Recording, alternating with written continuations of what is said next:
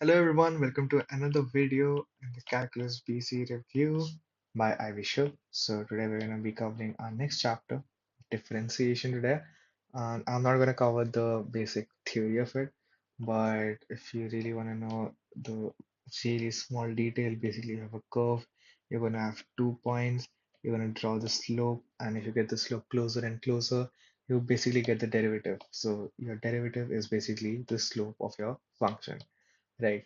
This is your basic definition of a derivative. It's also called as a quotient of a derivative. I think that's what it's formally called, but it's basically the definition of a derivative. And there are several questions to it. I don't think they ask this in the exam, but you could learn it, of course. And I'm directly going to jump in the problem solving bit. So here are the first rule. Of course, if you have a equation in the form of y is equal to x to the power n, your dy by dx is nx to the power n minus 1. For example, you have y is equal to x to the power phi. Dy by dx is phi x to the power 4. If your y is equal to root x, it can be written as y is equal to x to the power 1 by 2. That's basically 1 by 2 times x to the power minus 1 by 2. That's 1 by 2 times 1 by root x. This. This is the constant rule. So the derivative of a constant is 0. If a constant is in your function, it's multiplied in the function, multiplied to the function, then you could take the constant out and you would basically need to find the derivative of your function. So let's say 8 times x to the power 4. For to find dy by dx, to find the derivative of this function, you could take the constant, that's 8, out, and you could find the derivative of x to the power 4, that is 4x cubed. So 8 times 4x cubed is 32x cubed. X root 15, same x, it's x to the power 1. Here your dy by dx should be equal to 1 x to the power 0, that is 1. So 1 times root 15, that is root 15. Next, you have the product rule. If your f of x is equal to uv, then the derivative of f of x, you also call this as the prime of x, the first prime of x. So prime of x or f dash x, whatever you want to call it, f dash x is equal to u. That's your first function. Although the order doesn't matter, it is going to matter in the next rule. So your first function multiplied by the derivative of your second function plus your second function multiplied by the derivative of the first function. Here the order of adding the derivatives doesn't matter. In the next rule, that's the quotient rule. If your f of x is u by v, then your f dash x is your first function, like the function in the numerator, multiplied by the derivative of the function in the denominator, minus the function in the denominator multiplied by the derivative of the function in the numerator. All of this divided by the function in the denominator squared. Here the order matters. Your numerator comes first. The numerator stays in its original form, and you have to take the derivative of your denominator.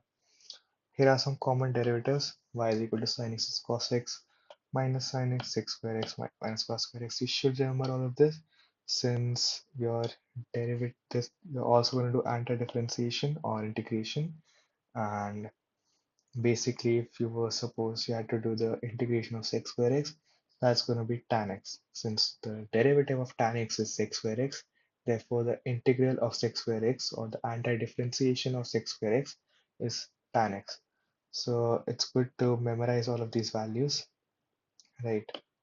And let's go to a drill now. So here are, you need to calculate f prime of x for all of these. And I'm going to give you the solution. Just solve them, pause the video, solve them by your own, and let's see the solution. So f of x is 8x minus 1. Therefore, f prime of x, we're going to take the constant and find the derivative of x, that's 1. And the derivative of a constant here is going to be 0. So f prime of x is 8. Second, f of x is 3x squared plus 7x minus 2. F prime x is going to be 6x plus 1. F of x is this, f prime of x is going to yield 3x squared minus 8x. F of x is 6 root x, f prime x is going to yield uh, 3 by root x, and you're supposed to find this at x is equal to 25. This is a notation. So if your function, and if you draw like a bar, if you draw a straight line and you write some value, let's say x is equal to 5. So you're going to solve that function and you can find x, f of 5. So basically that's what this whole thing symbolizes. It's like shorthand. That's the notation. So basically 3 by root 25, you input 25 as x and you get 3 by 5. F of x is 1 by 4x squared, and you substitute x as 2 and you get negative 1 by 16. And y is equal to this polynomial, and dy by dx is take the 3 down minus 1, 2 down minus 1, x becomes 1 and 2 becomes 0. So 15x squared minus 14x plus 11. And that is your differentiation basic done. Right. Now let's move on to your other part of differentiation that contains chain rules, implicit differentiation, bunch of that stuff. It's 4.7%. Also the chapter before this was also 4.7%. This is the portion, right?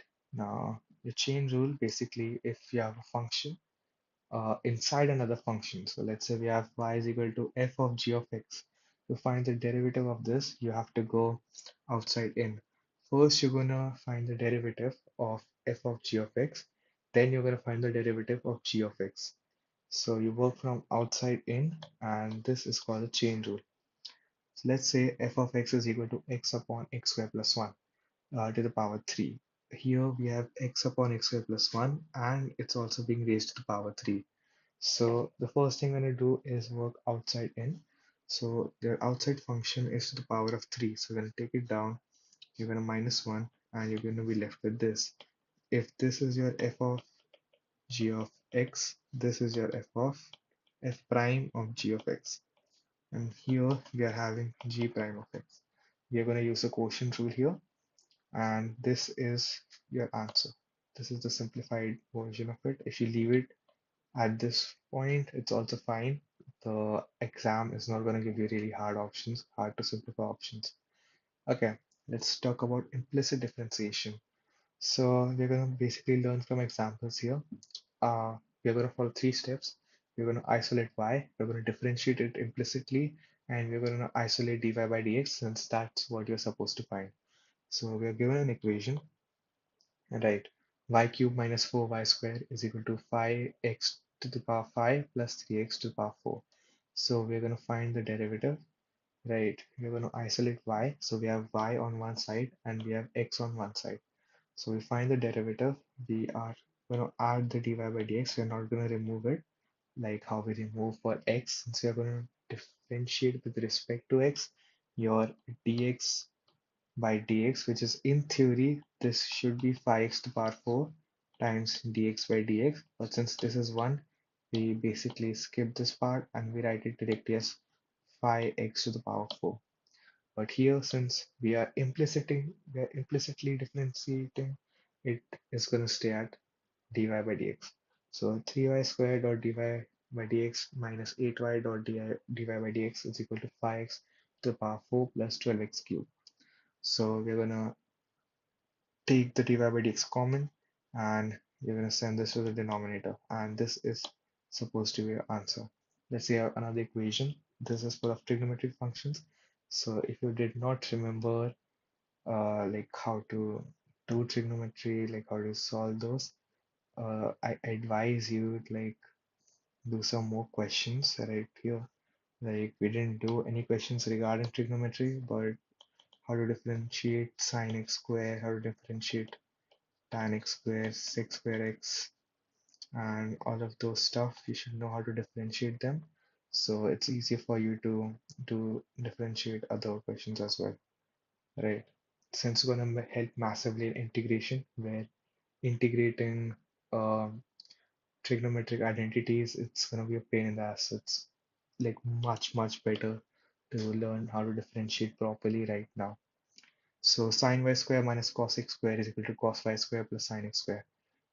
Here your square is on your x or y, basically on your variable, or not the sine function itself. So yeah, I do see that since sine square y is not equal to sine y square, these two things are completely different, right? Your sine square y is equal to sine y whole square. These two things are completely similar. They are the same, but sine square y is not equal to sine y square. So that's not how we're going to differentiate it. We're not going to differentiate it like that, right? So you differentiate it, you isolate dy by dx. First you isolate y of course, then you isolate dy by dx, you take it common, and this is the answer you're supposed to get. We have another implicit differentiation question here, that is at a specific point 2 comma 1. This are the values for x comma y that you need to substitute in your dy by dx, and your answer should be 12 by 7. Okay, so let's talk about differentiating inverse functions. So this is very confusing. We are going to look at an example since explaining this is going to be a headache for me as well. And it's the example makes it so much clear. So let's say f of x is equal to x square and x is equal to 9. So we need to find what is f inverse of x, right? F prime inverse of x actually. That should be a prime here, right? So the first thing we're gonna find is at what y is equal to 9. So your y here is basically f of x. So f of x is 9 when your x is equal to 3, right? And if you were to differentiate your f of x, you would get 2x. So your inverse function is basically 1 upon whatever prime of x you got, and you're going to input the value that you got from step 1. So at whatever x exists, basically you need to find the y value. Since in a graph, let's say this is the graph of the derivative. So at x equals 9, here the value of y should be 3. So that's what you're supposed to input right here, and your answer should be 1 by 6. Here's another question if that wasn't clear. We're going to follow the same steps. Input 7 right here, get the value of 2, differentiate it. This is your first step. Differentiate in second step. And the third step, put the derivative in the denominator and input whatever your value got from the first step. And that's how you get the answer. Right. Now let's move on to the drill. For questions 1 to 8, you need to find the value of dy by dx. So we have tan for x, cos square for x, and all. And for this question, your answer should be in the form of sec x only. Do not simplify this to cos x, since the answer given, the options given in this question were in the form of sec x. So always be sure to look out for what form the options are given in before you simplify. So yeah, here are all the questions. I'll just show them one go. Yeah, these are all the questions. Take a screenshot, pause the video, and do them. Here are all the solutions. I'm not going to read them out. You could basically see what I'm doing. Here we are using the product rule, by the way, to differentiate, right? And we are also using the chain rule, I think so, cos square. Yeah, this cos square x, so we're going to use the chain rule as well. Yep, okay. This is the question number 4, and you're going to use the chain rule, and you could stop at this point. You don't need to simplify further. This is how the correct option was given. So this is your answer. For fifth question, this is how you implicitly differentiate. Sixth as well. And for seventh, this is going to be your answer, -4 times root pi by 2. I think this was a really confusing question for me because I misread this question. Right, this should be sine x square. Uh, yeah, this is 8th dy by dx. Input the values -ln by 6. For ninth, dy by dx is 2x by 3y square. And oh, I guess you have to find d square by, yeah, yeah, for question ninth, you need to find the double derivative. Okay, I didn't talk about the double derivative. So basically, uh, let's take something. Yeah, let's take this. So right here, your dy by dx is equal to 5x to the power 4 plus 12x cube divided by 3y square minus 8y. So to find a double derivative, you basically have to differentiate this again. So you will first differentiate, this, take this as constant, then differentiate denominator, take this as constant, and obviously square this. So the double differentiate, that's how you do it. It's very simple. So the solution is, yeah.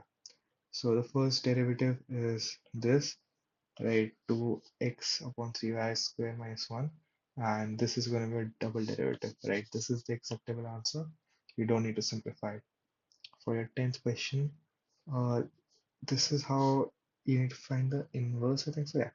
And you input the values, you get two roots for x, and you need to use this root since all the options were given with this. You could also calculate whatever you get from x equal to 0, but this is what I got, and yep, that's it for today.